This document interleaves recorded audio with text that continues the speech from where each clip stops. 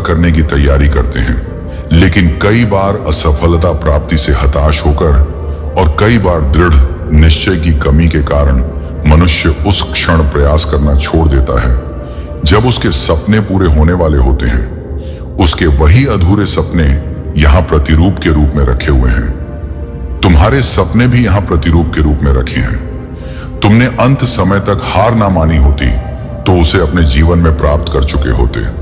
लड़के को अपने जीवन काल में की गई गलती समझ आ गई, किंतु मृत्यु पश्चात अब कुछ नहीं कर सकता था।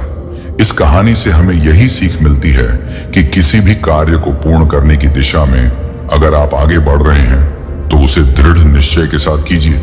चाहे कितनी भी मुश्किलें क्यों ना आए, चाहे कितनी बार भी असफलता का सामना क्यों ना करना पड़े, अपने सपने को पूरा करने की दिशा में तब तक प्रयास करते रहेंगे जब तक वह पूरे नहीं हो जाते हैं। अन्यथा समय निकल जाने के बाद यह मलाल रह जाएगा कि काश मैंने थोड़ा प्रयास और किया होता। अपने सपनों को अधूरा मत रहने दीजिए।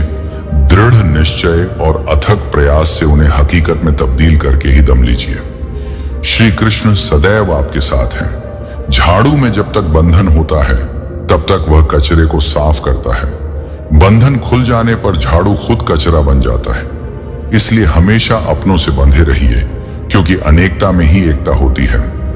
श्री कृष्ण कहते हैं, वह सपने सच नहीं होते जो सोते वक्त देखे जाते हैं। सपने वही सच होते हैं जिनके लिए आप सोना ही छोड़ देते हैं। नींद तो बचपन में आती थी, अब तो बस थक कर सो जाते हैं।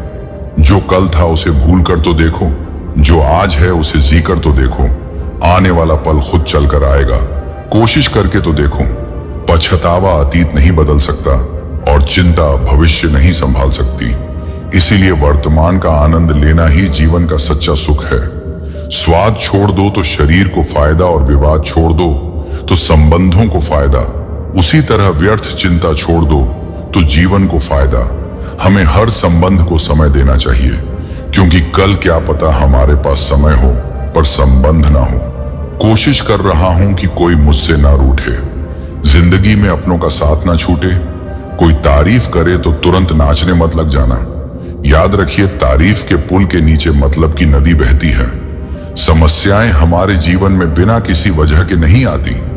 उनका आना एक इशारा है कि हमें अपने जीवन में कुछ बदलना। जिंदगी की सबसे अच्छी बात यह है कि हमेशा नहीं रहने वाली। यह एक उम्र के बाद सभी को समझ में आने लगती है कि दिन अच्छे हो या बुरे, दोनों बीत जाते हैं। जिंदगी के कुछ अध्याय ऐसे